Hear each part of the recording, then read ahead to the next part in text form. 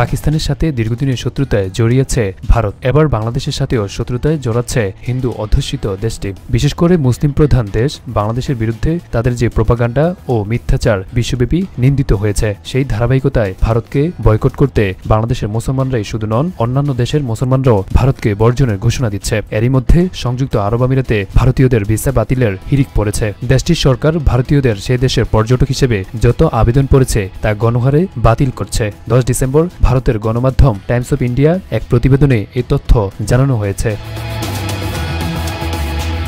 প্রতিবেদনে বলা হয়েছে, রেকর্ড অনুযায়ী অতীতে আমিরাতের ভিসার জন্য ভারত থেকে আবেদন করা হলে প্রায় 99% মানুষই ভিসা পেতেন। সেখানে নতুন নীতি কার্যকর হওয়ায় ভিসার আবেদন বাতিলের হার রেকর্ড সংখ্যক বৃদ্ধি পেয়েছে। ফলে ভারতীয় পর্যটকরা হতাশার পাশাপাশি আর্থিকভাবে ক্ষতির মুখোমুখি হচ্ছে।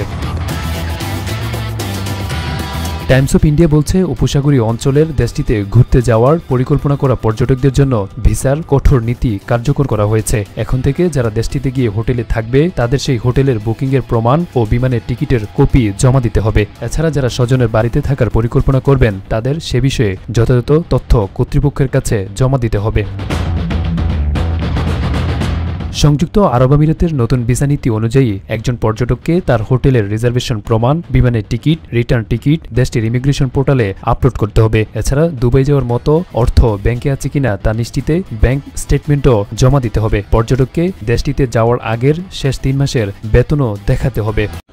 নিউজটা গণমাধ্যমে আসার পরে কমেন্টগুলোতে যারা আওয়ামী লীগের নেতাকর্মী বা অনুসারীরা আছেন তাদের মধ্যে অনেকটা কি বলা যায় হতাশামূলক কমেন্ট, পাশাপাশি অনেকে আবার 2-4টা গালিও দিয়েছেন। কেউ কেউ আবার লেখছেন, তোমার কি রাষ্ট্রপতি হওয়ার যোগ্যতা ছিল? শেখ হাসিনা তোমাকে দয়া করে রাষ্ট্রপতি বানাইছেন, আর তুমি কেমনে পারলা? এখন বিষয়টা হচ্ছে কি, আওয়ামী সরকার পতনের পর একমাত্র ব্যক্তি যিনি রাষ্ট্রের সর্বোচ্চ ক্ষমতায় বসে বাংলাদেশকে শাসন করছেন তিনি হচ্ছেন কি আমাদের যিনি রাষ্ট্রপতি আছেন চুপ্পু সাহেব। তো চুপ্পু সাহেবের টিকিট কিন্তু পড়ে গেছিল প্রায়, এটা বাস্তবতা, আপনাদের খেয়াল থাকার কথা। তবে সেই পরন্ত অবস্থায় তার যে সিটটা রাষ্ট্রপতির, এটাকে কিন্তু স্ট্রিক্ট রাখছে, সোজা রাখছে বিএনপি। এটা অস্বীকার করার কোনো সুযোগ নেই। যদি বিএনপি ওই সময় বৈষম্যবিরোধী ছাত্র আন্দোলন, অনলাইন কিংরা, সাংবাদিক ইলিয়াস, পিনাকিরা আরও যারা আছেন তারা যেভাবে রাষ্ট্রপতির সিটটাতে ধাক্কা দিয়েছিলেন, ঝাঁকুনি দিয়েছিলেন, সেই ঝাঁকুনিতে যদি বিএনপি ওই মুহূর্তে শক্ত ভূমিকা না রাখত তাহলে রাষ্ট্রপতি এতক্ষণে মোটামুটি তিনি বাংলাদেশে থাকতেন কিনা সেটাও বড় কথা, হয়তো অন্য কোনো দেশে তিনি এই মুহূর্তে বসে জীবন কাটাতেন। তো সেই জায়গা থেকে স্বাভাবিক একটা কৃতজ্ঞতার ইস্যু তো আছেই। এছাড়াও সরকার পতনের আগে শেখ হাসিনার সাথে রাষ্ট্রপতির সম্পর্ক ভালো ছিল না, এটা তিনি নিজেই বলছেন। এর পাশাপাশি যেহেতু তিনি এই মুহূর্তে রাষ্ট্রপতির দায়িত্বে আছেন, সো রাষ্ট্রপতি বেসিক্যালি কোনো দলের হয় না, তিনি রাষ্ট্রের হন। তো সব দলকেই তার সম্মান শ্রদ্ধার জায়গাটা দেখাতে হয়, যদিও অতীতে এই জিনিসগুলা লম্বা একটা সময় ধরে ছিল না। দর্শক, যাই হোক, দীর্ঘ একটা সময় পর বেগম খালেদা জিয়া এবং তারেক রহমান এক অনন্য চিঠি পেয়েছেন বা দাওয়াত পেয়েছেন বা সম্মান পেয়েছেন, আর এই সম্মানটা দিচ্ছেন খোদ রাষ্ট্রপতি নিজে। সাবেক প্রধানমন্ত্রী এবং বিএনপি চেয়ারপারসন বেগম খালেদা জিয়া এবং জনাব তারেক রহমানকে আগামী 16 ডিসেম্বর মহান বিজয় দিবস উপলক্ষে রাষ্ট্রপতির সংবর্ধনা অনুষ্ঠানে আমন্ত্রণ জানানো হয়েছে। আচ্ছা, আপনার গতকালকে সন্ধ্যায় রাজধানীর গুলশানে বিএনপি চেয়ারপারসনের রাজনৈতিক কার্যালয়ে রাষ্ট্রপতির পক্ষ থেকে দাওয়াতটি হস্তান্তর করেন রাষ্ট্রপতির সামরিক সচিব major general Mohammad Adil Chowdhury. BNP chairperson Begum Khaleda Zia এবং তারেক রহমানের পক্ষ থেকে দাওয়াত গ্রহণ করেছেন বিএনপির জাতীয় স্থায়ী কমিটির সদস্য ডাক্তার AZ-M জাহিদ হোসেন। তিনি বলছেন, মহান বিজয় দিবস উপলক্ষে রাষ্ট্রপতির সংবর্ধনা অনুষ্ঠানে এই দুজনকে আমন্ত্রণ জানিয়েছেন খোদ রাষ্ট্রপতি। এখন এটাকে কে কিভাবে দেখছেন? রাষ্ট্রপতি এখন এটা ছাড়া ওনার কি আর কোনো ওয়ে আছে?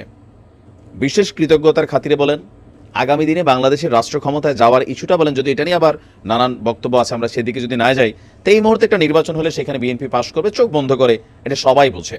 হয়তো 2 বছর 3 বছর পরে হলে সেখানে সমীকরণ ভিন্ন হতে পারে, বৈষম্য বিরোধী শক্তি এখানে মানে আপনার চলে আসতে পারে, অথবা জামাত ইসলাম চলে আসতে পারে। বাট রাইট নাও 2-4-6 মাসের মধ্যে বিএনপিকে ডিফিট করার মতন কোনো রাজনৈতিক শক্তি এই মুহূর্তে আসলে মাঠে কিন্তু ওইভাবে নাই। তো সেদিক থেকেও আপনার মানে বিএনপি সরকার ক্ষমতায় আসলে রাষ্ট্রপতির একটা সেফ এক্সিট লাগবে কোথাও না কোথাও। আর এর পাশাপাশিও আগামী দিনের নানান চিন্তা ভাবনা বা পরিবর্তিত বাংলাদেশ অনেক কিছু মিলে রাষ্ট্রপতির এই দায়িত্বের জায়গাটা থেকে তিনি এই কাজটা করবেন, এটা খুবই স্বাভাবিক। এখন আওয়ামী লীগের নেতাকর্মীদের মধ্যে যে জিনিসটা আসছে, অনেকে আসলে বাংলাদেশের বর্তমান সিচুয়েশনটা অনুধাবন করতে পারছেন না। অনেকে মনে করছেন যে আগামী 2-4-6 মাস বা 1 বছরের মধ্যেই এখানে একটা অন্যরকম পরিবর্তন হয়ে যাবে, যেমন করে 5ই আগস্ট কোনো পরিবর্তন হয়ে গিয়েছিল। কিন্তু বিষয়টা কিন্তু আসলে তেমন হবে না। আপনি চোখ বন্ধ করে ধরতে পারেন, ভারতের বিশ্লেষণটা দেখছেন তো, যে আগামী 10 বছরে বাংলাদেশ আওয়ামী লীগ ক্ষমতায় আসতে পারবে না। কারণ যেই 16 বছরের শাসনামল, এগুলার মেমোরি সরতে সরতে একটা সময় লাগবে। আবার ওই সময়টার মধ্যে আওয়ামী লীগকে পরিবর্তিত হতে হবে, নেতাকর্মীদেরকে হুমকি ধামকিমূলক অ্যাক্টিভিটিস থেকে বিরত থাকতে হবে, যেটাতে এখনও আওয়ামী লীগের অনেকেই এই কাজগুলা করছে বিভিন্ন জায়গায়। তো এতে হচ্ছে কি যে ধরেন রাষ্ট্রপতি চিন্তা করতেছে কি, ওনারও বয়স হয়েছে, আগামী 10 বছর উনি বাঁচে কিনা, বা সাবেক প্রধানমন্ত্রী শেখ হাসিনা তিনিও বাঁচেন কিনা, তা এখানে নানান কিছু ঘটতে পারে। সো মানে বর্তমানটাকেই সবাই আসলে গুরুত্বপূর্ণ হিসাবে দেখছে। আর রাষ্ট্রপতির জায়গা থেকে আমার মনে হয় যেটা আন্তরিকভাবে দিচ্ছেন, কারণ উনি এখন পর্যন্ত যে পদে বসে আছেন, এই পদটা এই মুহূর্তে এটা বিএনপির গিফট করা।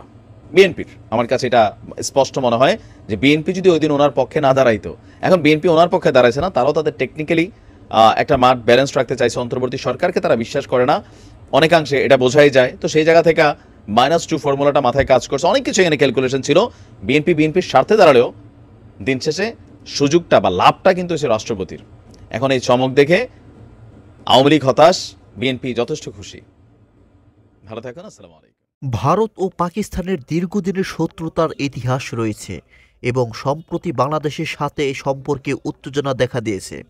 হিন্দু অধ্যুষিত দেশ ভারত, বিশেষ করে মুসলিম দেশ বাংলাদেশকে লক্ষ্য করে যে প্রোপাগান্ডা এবং মিথ্যাচার প্রচার করেছে তা বিশ্বব্যাপী সমালোচিত হয়েছে। এ প্রেক্ষিতে শুধু বাংলাদেশ নয়, অন্যান্য মুসলিম দেশগুলোর মুসলমানরাও ভারতকে বয়কটের ডাক দিয়েছে। বিশেষ করে যুক্ত আরব আমিরাতে ভারতীয়দের ভিসা বাতিলের প্রবণতা বেড়ে গেছে।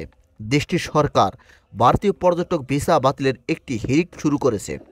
10 ডিসেম্বর ভারতের গণমাধ্যম টাইমস অফ ইন্ডিয়া এক প্রতিবেদনে এ তথ্য প্রকাশ করেছে। প্রতিবেদনে বলা হয়েছে, অতীতে সংযুক্ত আরব আমিরাতে ভারত থেকে ভিসা আবেদন করার প্রায় 99% মানুষ ভিসা পেতেন।